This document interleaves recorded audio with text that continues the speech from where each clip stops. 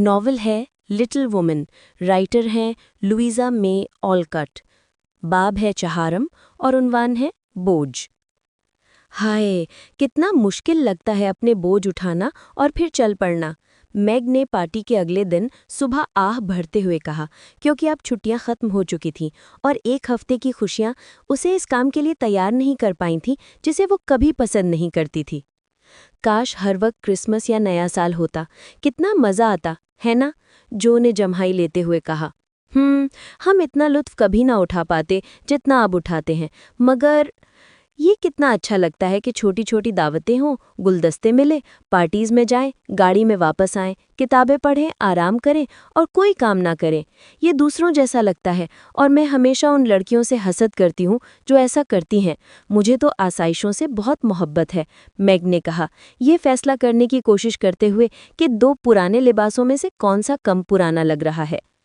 खैर, ये सब हम हासिल नहीं कर सकते तो चलो शिकायत ना करें, बल्कि अपने बोझ उठाएं और खुश दिली से आगे बढ़ें, जैसे मार्मी करती है। मुझे तो पक्की यकीन है कि आंट मार्च मेरे लिए बिल्कुल समंदरी जिन्नात जैसी है, मगर शायद जब मैंने उसे बगैर शिकायत उठाना सीख लिया तो वो गिर पड़ेगी या इतनी हल्की हो जाएगी कि मुझे महसूस भी ना होगी। ये बात जो को खुश कर गई और उसके मूड को बेहतर कर दिया, मगर मैग के चेहरे पर रौनक ना आए, क्योंकि उसका बोझ 4 बिगड़े हुए बच्चों पर मुश्तमिल था, जो अब पहले से भी ज्यादा भारी महसूस हो रहे थे। उसका दिल भी नहीं किया कि हस्बे मामूल खुद को थोड़ा खूबसूरत बनाए, नीला रिबन बांधे और बाल अच्छी तरह संवारे। खूबसूरत लगने का क्या फ़ायदा जब मुझे देखने वाला कोई नहीं सिवाय इन चिड़चिड़े छोटे शैतानों के, और कोई परवाह नहीं करता कि मैं अच्छी लग रही हूँ या नहीं। उसने बड़बड़ाते हुए दराज को झटके से बंद किया। मुझे तो सारी जिंदगी मेहनत मशक्कत ही करनी पड़ेगी। कभी कभार थोड़ा सा मज़ा आएगा, फिर मैं बूढ़ी, बदसूरत और तल्ख हो जाऊंगी, क्योंकि मैं गरीब हूँ और अपनी ज़िंदगी दूसरी लड़कियों की तरह इंजॉय नहीं कर सकती। ये तो ज़्यादती है। चुनाचे मैग नीचे गई, एक रंजीदा सी शक्ल बनाकर, और नाश्ते के वक्त बिल्कुल खुशगवार नहीं थी। सब लोग कुछ ना कुछ चिड़चिड़े लग रहे थे और शिकायत करने को तैयार थे। बेथ को सरदर्द था और वो सोफे पर लेटी हुई थी, बिल्ली और 3 बच्चों के साथ खुद को तसल्ली देने की कोशिश कर रही थी। एमी रो रही थी क्योंकि उसके सबक तैयार नहीं थे और वो अपनी रबड़ की जूतियां ढूंढ नहीं पा रही थी। जो सीटी बजा रही थी और जोर शोर से तैयार हो रही थी। मिस मार्च एक खत खत्म करने में बहुत मसरूफ थी, जो फौरन भेजना जरूरी था, और हन्ना भी चिड़चिड़ी थे क्योंकि देर तक जागना उसे पसंद नहीं था। ऐसा तब चढ़ा हुआ घर कभी न देखा होगा, जो ने गुस्से से कहा जब उसने दवात उलट दी, दोनों जूतों के तस्मे तोड़ दिए और अपनी ही टोपी पर बैठ गई। तुम खुद इस घर की सबसे चिड़चिड़ी हो, एमी ने जवाब दिया, अपनी स्लीट पर आंसुओं से खराब हो जाने वाला हिसाब धोते हुए। बेथ, अगर तुमने ये खौफनाक बिल्लियां तहखाने में ना रखी तो मैंने डबो दूंगी, मैग ने गुस्से से कहा जब उसने उस बिल्ली को हटाने की कोशिश की जो उसकी पीठ पर चढ़ गई थी और कांटे की तरह चिमट गई। जो हंस पड़ी, मैग ने डांटा, बेथ ने मन्नतें की और एमी रोने लगी क्योंकि उसे याद नहीं आ रहा था कि 9-12 कितना होता है। लड़कियों लड़कियों, ज़रा एक लम्हे के लिए खामोश हो जाओ, मुझे ये खत जल्दी डाक में देना है और तुम लोग अपनी परेशानियों से मेरा दिमाग खराब कर रही हो, मिस मार्च ने कहा, अपने खत का तीसरा खराबशुदा जुमला काटते हुए। कुछ देर के लिए खामोशी छा गई, जिसे हन्ना ने तोड़ा। वो कमरे में आई, मेज पर 2 गर्म टर्नओवर रखे और फिर वापस चली गई। ये टर्नओवर एक मुकर्ररा रिवाज बन गए थे और लड़कियां इन्हें मफ्स कहती थीं, क्योंकि उनके पास और कोई नहीं थे और वो इन गर्म पाइयों को ठंडी सुबहों में अपने हाथों के लिए बहुत तसल्ली बख्श समझती थीं। हन्ना उन्हें कभी बनाना नहीं भूलती थी, चाहे कितनी मसरूफ या चिड़चिड़ी ही क्यों न हो, क्योंकि रास्ता लंबा और ठंडा था। बेचारी बच्चियों को इसके अलावा कोई दोपहर का खाना नहीं मिलता था और वो शाज़ो नादिर ही 2 बजे से पहले घर पहुंचती थी। अपनी बिल्लियों को गोद में ले लो और सरदर्द भुला दो बैथी। खुदा हाफिज मार्मी, आज सुबह हम सब शरीर हैं, मगर हम शाम तक बिल्कुल फरिश्ते बनकर वापस आएंगे। चलो मैग। और जो जोर से कदम मारती हुई निकल गई, ये सोचते हुए कि इन हाजियों का यूं सफ़र शुरू करना मुनासिब नहीं था।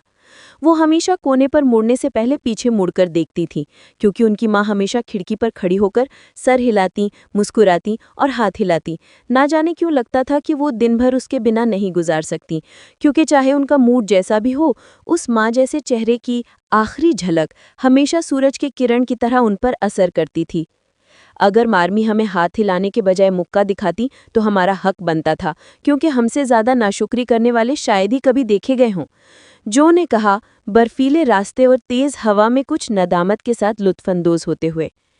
ऐसी खौफनाक बातें मत कहा करो, मैग ने कहा। तुम अपने बारे में जो चाहो कहो, मगर मैं ना शरीर हूँ ना कमीना, और मैं नहीं चाहती कि मुझे ऐसे कहा जाए। तुम तो बस एक मायूस रूह हो, और आज खास तौर पर चिड़चिड़ी हो, क्योंकि तुम हर वक्त ऐशो इशरत में नहीं बैठी रह सकती। बेचारी, जरा सब्र करो।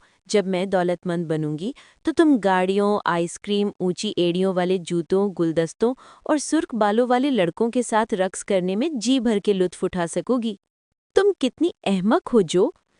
मगर मेघ हंस पड़ी और अपने दिल की घुटन के बावजूद कुछ हल्की फुल्की महसूस की। तुम्हारे लिए खुशकिस्मती है कि मैं ऐसी हूँ, क्योंकि अगर मैं तुम्हारी तरह मुंह फुलाए बैठी रहूं और उदास रहने की कोशिश करूं तो हमारा हाल अजीब होता।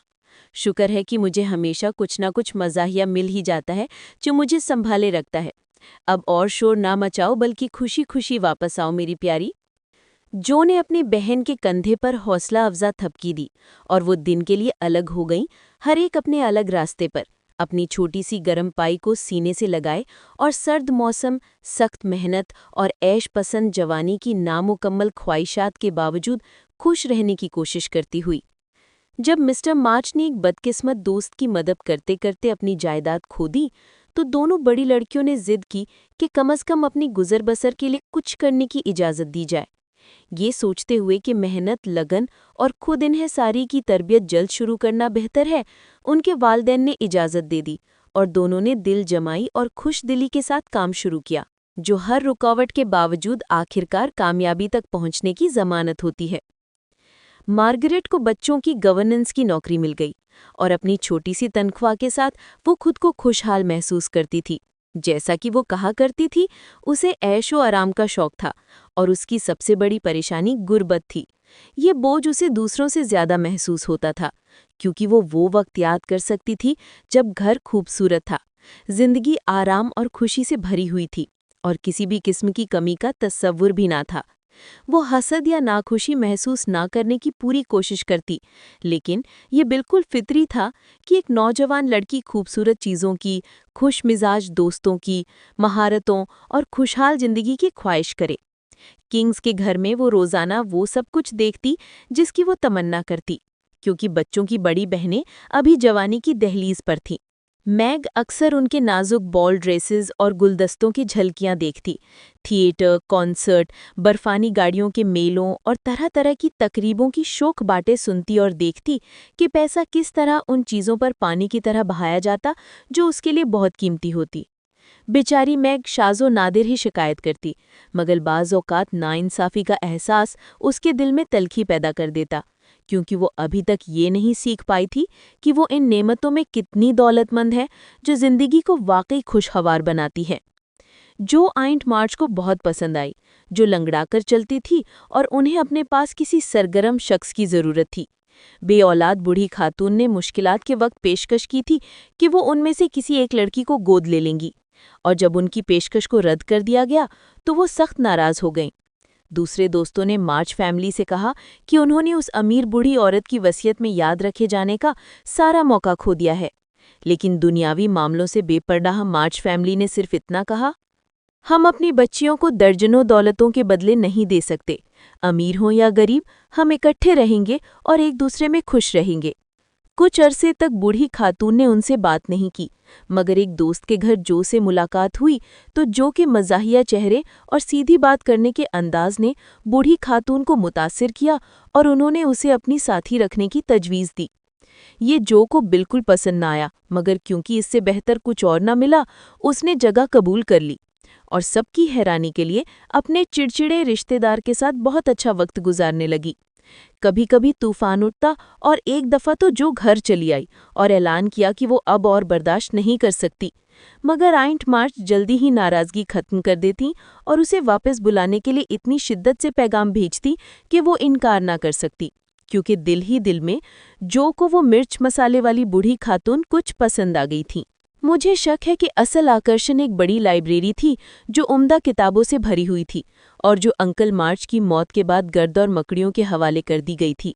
जो को वो मेहरबान बूढ़े साहब याद थे जो उसे अपने बड़े डिक्शनरी से रेलवे और पुल बनाने देते, अपनी लातीनी किताबों की अजीब तस्वीरों के किस्से सुनाते और जब भी उसे सड़क पर देखते उसे अदरक के बिस्किट खरीद कर देते। वो मध्यम और गर्द घूड़ी लंबी किताबों की अलमारियों पर इस्ता बुत, आरामदेह कुर्सियां, ग्लोब्स और सबसे बढ़कर किताबों का वो जंगल जिसमें वो जैसे चाहती घूम सकती थी, जो के लिए जन्नत से कम न था। जैसे ही आइंट मार्च कैलूला लेती या मेहमानों में मसरूफ होती, जो दौड़कर उस खामोश कमरे में पहुंच जाती और आरामदेह कुर्सी पर सिमट कर बैठ जाती और नज्म, नॉवल, तारीख, सफ़रनामे और तस्वीरें ऐसे पढ़ती जैसे कोई पक्का किताबी कीड़ा हो। मगर खुशी की हर चीज़ की तरह ये भी ज़्यादा देर न चल सकी, क्योंकि जैसे ही वो कहानी के सबसे दिलचस्प हिस्से, किसी गाने के सबसे मीठे शेर या किसी मुहिमजू की सबसे खतरनाक मुहिम तक पहुंचती, एक तेज़ आवाज़ गूंजती, जोज़ीफ़ाइन, जोज़ीफ़ाइन!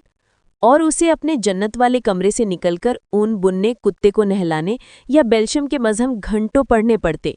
जो कि ख्वाहिश थी कि वो कोई बहुत शानदार काम करे।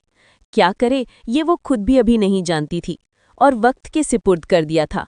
लेकिन फिलहाल उसकी सबसे बड़ी मुश्किल ये थी कि वो जितना चाहती उतना पढ़ दौड़ और सवारी नहीं कर पाती थी। उसका तेज़ मिजाज, नोकीली ज़बान और बेकरार रूह अक्सर उसे मुश्किल में डाल देती और उसकी ज़िंदगी हंसी और आंसू दोनों से भरी हुई उतार चढ़ाव वाली थी। लेकिन आइंट मार्च के यहाँ जो ने जो तरबियत पाई, वो बिल्कुल वही थी जिसकी उसे ज़रूरत थी। और ये सोच कि वो अपनी गुजर बसर में मदद कर रही है, उसे खुश रखती थी, बावजूद इसके कि हर वक्त उसके कानों में वही आवाज़ गूंजती रहती थी, जोज़ीफ़ाइन। बेथ स्कूल जाने के लिए बहुत शर्मीली थी। एक बार कोशिश की गई, मगर वो इतनी परेशान हुई कि ये इरादा तर्क करने पड़ा और वो अपने पिता के साथ घर पर ही सबक पढ़ने लगी। यहाँ तक कि जब वो भी चले गए और उसकी माँ को फौजी इमदादी तंजीमों में अपनी महारत और तवानाई लगानी पड़ी, तब भी बेथ ने अमानतदारी से अपनी पढ़ाई जारी रखी और अपने सी बेहतर कोशिश की। वो एक घरेलू मिजाज की छोटी सी मखलूक थी और हन्ना की मदद करती कि घर साफ सुथरा और आरामदेह रहे ताकि काम करने वालों को सुविधा हो। वो कभी किसी इनाम की तमन्ना ना करती, सिवाय इसके कि लोग उसे मोहब्बत करें।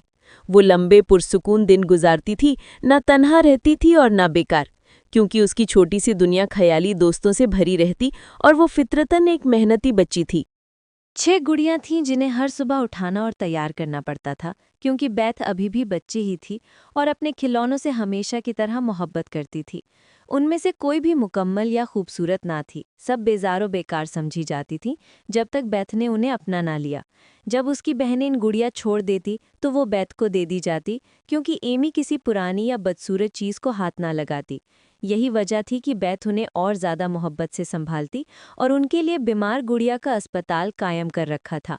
कभी किसी सुई ने उनके रूई के जिस्म को ना चुभाया, कभी उन पर सख्त बात या मार ना की गई, कभी गफलत ने उनके दिल को उदास ना किया, बल्कि सबको खिलाया, पिलाया, पहनाया और प्यार दिया जाता था। एक ऐसी मोहब्बत से जो कभी ख़त्म न होती थी।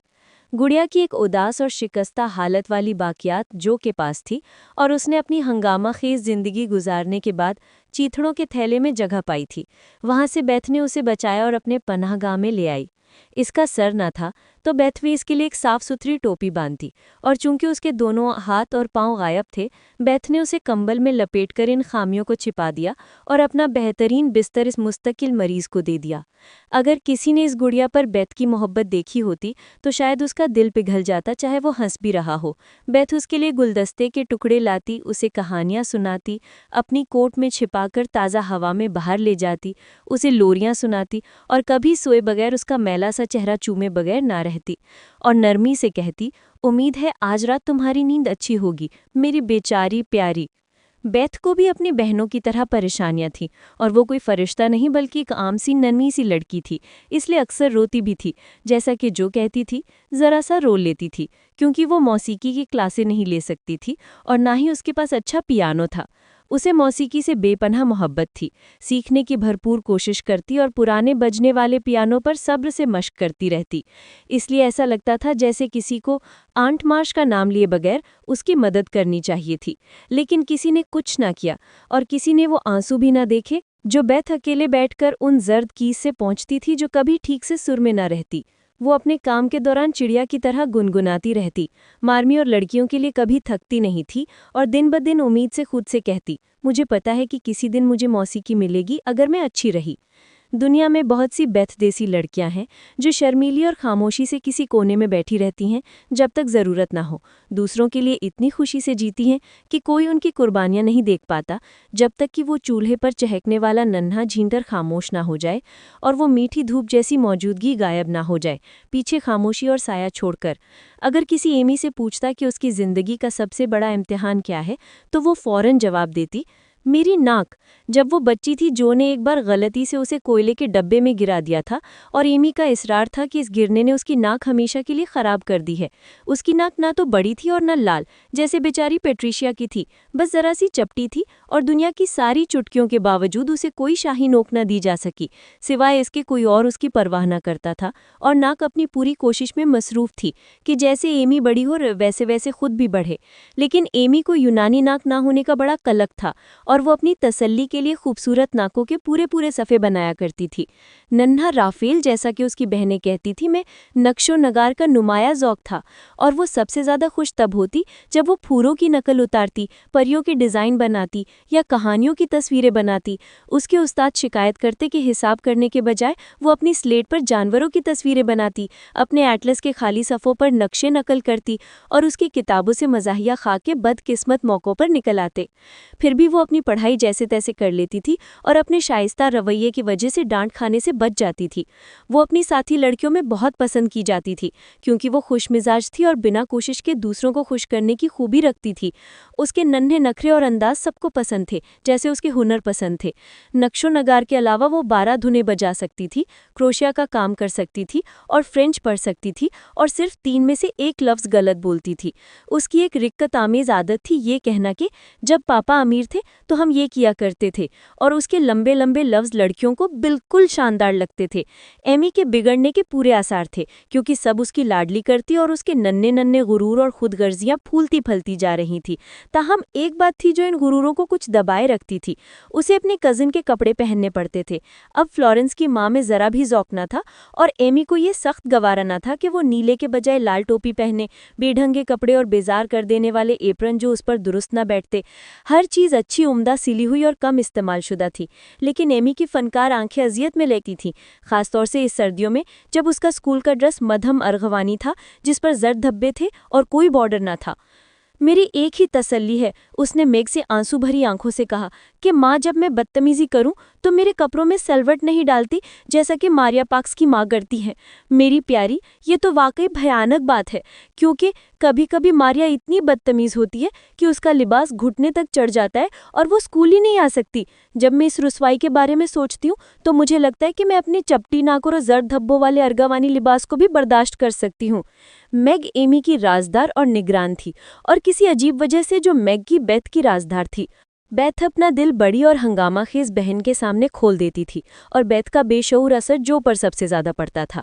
दोनों बड़ी बहनें एक दूसरे के लिए बहुत अहम थी, लेकिन हर एक ने एक छोटी बहन को अपने ज़िम्मे कर रखा था और अपने अपने तरीके से उसकी निगरानी करती, जिसे वो माँ बनना कहती थीं, और अपनी बहनों को अपनी पुरानी गुड़िया का कायम मकाम बनाकर उनके साथ वही सलूक करती थी जो नन्ही माँ अपने बच्चों के साथ करती थी। किसी के पास कुछ सुनाने को है? आज का दिन इतना उदास है कि मैं वाकई कुछ तफरी के लिए मर रही हूँ, मेग ने कहा जब वो सब शाम को बैठकर सिलाई कर रही थी। आज मेरा आंटी के साथ एक अजीब दिन हुआ और जो कि आखिर में मैं जीत गई तो मैं तुम्हें सुनाती हूँ, जो ने कहा, जो कि कहानी सुनाने की बेहद शौकीन थी।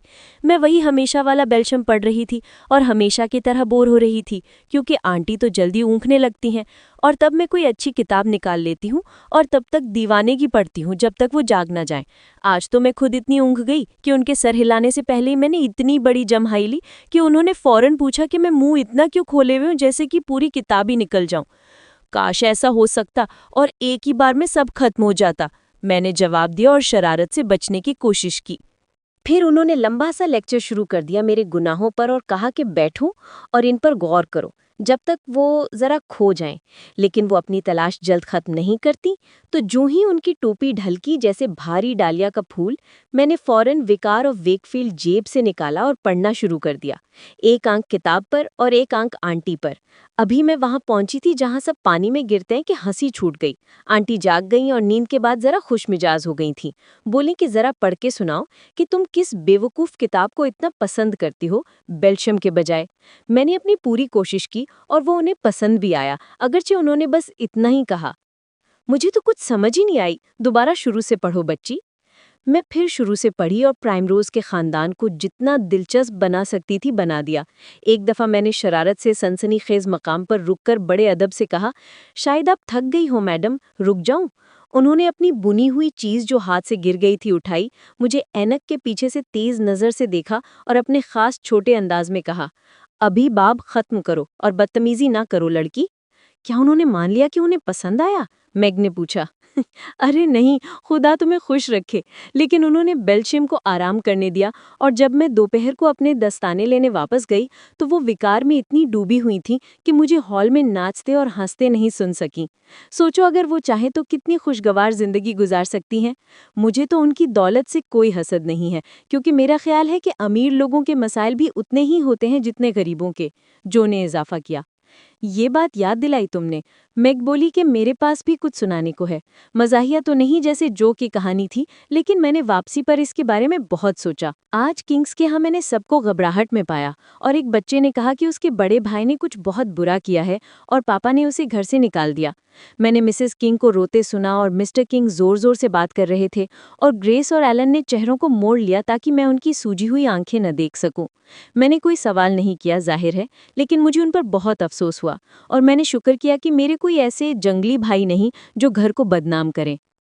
मेरा ख्याल है स्कूल में बदनाम होना उससे कहीं ज्यादा मुश्किल आजमाइश है जो कोई बुरा लड़का घर पर कर सकता है, एमी ने सर हिलाते हुए कहा, जैसे जिंदगी के बड़े तजुर्बों से गुजरी हो। सूजी पर्किंस आज स्कूल आई एक खूबसूरत लाल अकीक की अंगूठी के साथ। मुझे वो बहुत पसंद आई और मैंने दिल से ख्वाहिश की कि काश मैं सूजी होती। तो हुआ ये कि उसने मिस्टर डीलिस की तस्वीर बनाई, एक बड़ी नाक और कोभान के साथ, और मुंह से एक गुब्बारा निकल रहा था जिसमें लिखा था, young ladies I am watching you. हम सब इस पर हंस रहे थे कि अचानक उनकी नज़र हम पर पड़ी और उन्होंने सूजी को स्लेट लेकर आने का हुक्म दिया। वो खौफ से बिल्कुल सुन्न हो गई, लेकिन गई। और जरा सोचो क्या किया, उन्होंने उसका कान पकड़ा। कान! सोचो कितनी खौफनाक बात है। और उसे रेसाइटेशन प्लेटफॉर्म पर ले गए और आधा घंटा खड़ा रखा, स्लेट हाथ में पकड़वाकर, ताकि सब देख सकें। क्या लड़कियों ने तस्वीर देखकर हंसी उड़ाई? जो ने पूछा, जिसे ये शरारत बहुत पसंद आई थी। हंसे? एक भी नहीं। सब चूहों की तरह चुप बैठ गईं और सूजी ने तो इतना रोया जैसे आंसुओं के घड़े भर दिए हों। उस वक्त मुझे उस पर जरा हसद न आया, क्योंकि मुझे लगा कि लाखों अकीक की अंगूठियां भी मुझे खुश न कर सकती अगर मेरे साथ ऐसा जिल्लत भरा वाकया पेश आता। मैं तो कभी भी इस अजियतनाक रुसवाई को बर्दाश्त न कर सकती। एमी ने फखर से सर ऊंचा करते हुए और एक ही सांस में 2 लंबे लफ्ज बोलने पर खुश होकर अपनी सुई में धागा डालना जारी रखा। मैंने आज सुबह कुछ अच्छा देखा और सोचा था खाने पर बताऊंगी, मगर भूल गई, बेथ ने कहा, जो की उल्टी सीधी टोकरी तैयार कर रही थी। जब मैं हना के लिए सीपियां लेने गई तो मिस्टर लॉरेंस मछली वाली की दुकान पर थे, मगर उन्होंने मुझे नहीं देखा क्योंकि मैं मछली के ड्रम के पीछे छिप गई थी। एक गरीब औरत अंदर आई, हाथ में बाल्टी और झाड़ू थी।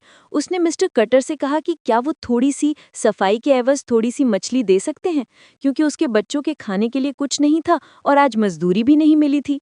मिस्टर कटर जल्दी में थे, जरा गुस्से से कहा नहीं। तो वो बेचारी मायूस होकर जाने लगी, भूखी और उदास लग रही थी।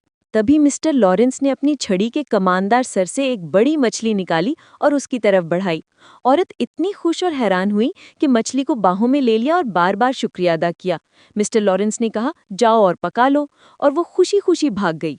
क्या ही अच्छा किया उन्होंने, वो बड़ी मजे की लग रही थी। एक तरफ बड़ी चिकनी मछली को गले लगा रही थी और दुआ कर रही थी कि मिस्टर लॉरेंस का जन्नत का बिस्तर नर्म हो। जब सबने बेथ की कहानी पर हंसी की तो उन्होंने माँ से कहा कि कोई कहानी सुनाए। माँ ने जरा सोचकर संजीदगी से कहा, आज जब मैं नीले फ्लैनल की जैकेटें काट रही थी तो मुझे तुम्हारे वालिद की बहुत फिक्र होने लगी और सोचा कि अगर उनको कुछ हो गया तो हम कितने अकेले और बेबस हो जाएंगे। ये सोचना दुरुस्त नहीं था, लेकिन मैं परेशान रही जब तक एक बूढ़ा आदमी कपड़ों का ऑर्डर लेकर ना आ गया। वो मेरे करीब बैठ गया तो मैंने बातचीत शुरू की, क्योंकि वो थका हारा और उदास लग रहा था। क्या आपके बेटे फौज में हैं? मैंने पूछा, क्योंकि जो कागज वो लाया था वो मेरे नाम का नहीं था। जी बीबी, मेरे 4 बेटे थे, 2 मारे गए, 1 कैद है और मैं चौथे के पास जा रहा हूं जो वॉशिंगटन के अस्पताल में बहुत बीमार है। उन्होंने बड़ी खामोशी से जवाब दिया। आपने अपने मुल्क के लिए बहुत कुर्बानी दी जनाब, मैंने दिल से एहतराम महसूस किया। इतनी नहीं जितनी फर्ज थी बीबी। अगर मैं काम आ सकता तो खुद चला जाता, चूंकि नहीं जा सकता तो बेटों को दिया और खुशी से दिया। वो इतने हौसले और खुशदिली से बात कर रहे थे कि मुझे अपने आप पर शर्म आई। मैंने एक आदमी को दिया था और सोचा था कि बहुत कुछ कुर्बान कर दिया, लेकिन वो 4 दे चुका था बिना गिला किए। मेरे पास तुम सब बच्चियां थीं जो मुझे तसल्ली दे सकती थीं, और उसका आखिरी बेटा शायद आखिरी बार अलविदा कहने के लिए मीलों दूर इंतजार कर रहा था। मैंने अपने आप को बहुत खुशकिस्मत समझा और उसके लिए कपड़ों का एक अच्छा सा पैकेट बनाया, कुछ पैसे दिए और दिल से उसका शुक्रिया अदा किया कि उसने मुझे सबक सिखाया। एक और कहानी सुनाए माँ, मगर इसमें नसीहत हो, इस जैसी। मुझे ऐसी कहानियां सोचने में मजा आता है अगर वो असली हो और बहुत ज्यादा नसीहत आमेज ना हो। जो ने खामोशी के बाद कहा। मिस मार्च मुस्कुराई और फौरन बोलना शुरू कर दिया, क्योंकि वो बरसों से इस नन्हे सामयीन को कहानियां सुनाती आई थीं और जानती थी कि उन्हें कैसे खुश करना है। एक जमाना था जब 4 लड़कियां थीं जिनके पास खाने पीने और पहनने को सब कुछ था। बहुत सी आरामदेह चीजें और खुशियां, लविंग माँ बाप और अच्छे दोस्त थे। फिर भी वो मुतमईन नहीं थीं। वो अच्छी बनना चाहती थीं और कई उम्दा इरादे करती, मगर उन्हें पूरा नहीं कर पाती और बार बार कहती काश हमारे पास ये होता या काश हम ये कर सकते, और ये भूल जाती कि उनके पास कितना कुछ है और वो कितनी चीजें कर सकती हैं। फिर उन्होंने एक बूढ़ी औरत से पूछा कि कौन सा जादू उन्हें खुश कर सकता है। बूढ़ी ने कहा कि जब तुम्हें शिकायत हो तो अपनी नेमतों को याद करो और शुक्र करो। यहाँ पर जो ने सर उठाया जैसे कुछ कहना चाहती हो, मगर खामोश रही, क्योंकि कहानी अभी खत्म नहीं हुई थी। चूंकि वो समझदार लड़कियां थीं, उन्होंने नसीहत पर अमल करने का फैसला किया और जल्द ही हैरान हुई कि वो कितनी खुशकिस्मत हैं। एक ने जाना कि दौलत शर्म और गम को अमीरों के घरों से दूर नहीं रख सकती। दूसरी ने पाया कि वो भले गरीब हो, मगर अपनी जवानी, सेहत और खुश मिजाजी के साथ वो उस झगड़ालू और बीमार बूढ़ी औरत से कहीं ज्यादा खुश है जो अपनी आसाइशों से लुत्फ भी नहीं उठा सकती। तीसरी ने सोचा कि जितना मुश्किल खाना पकाने में मदद करना है, उससे कहीं ज्यादा मुश्किल खाने के लिए मांगना है। और चौथी ने समझा कि अकीक की अंगूठियां भी अच्छे बर्ताव जितनी कीमती हैं। तो उन्होंने शिकायत बंद करने, जो नेमतें हैं उनका मजा लेने और उनके लायक बनने का फैसला किया, ताकि कहीं वो छिन न जाएं। और मेरा यकीन है कि वो कभी मायूस नहीं हुई और ना ही अपने फैसले पर पछताईं। अच्छा मार्मी, ये तो बड़ा चालाकी से किया कि हमारी ही बातें हमें सुना दी और कहानी के बजाय वाज दे दिया। मैग ने कहा। मुझे इस किस्म का वाज पसंद है। यही तो पापा हमें सुनाया करते थे, बेथ ने सोचते हुए कहा और जो के कुशन पर सिलाइयां सीधी कर दी। मैं तो बाकी सबकी तरह शिकायतें नहीं करती और अब और ज्यादा मुहतात रहूंगी, क्योंकि मुझे सूजी के वाक्य से वार्निंग मिल गई है, एमी ने अखलाकी तौर पर कहा। हमें ये सबक चाहिए था और हम नहीं भूलेंगे। अगर हम भूल गए तो हमें वही कह देना जो अंकल टॉम की आंटी क्लोई कहती थीं, अपनी नेमतों को याद रखो बच्चों, अपनी नेमतों को याद रखो। जो ने हंसते हुए कहा, जो वाज को दिल पर लेने के बावजूद मजाक का मौका हाथ से जाने नहीं देती थी। Thank you for your attention.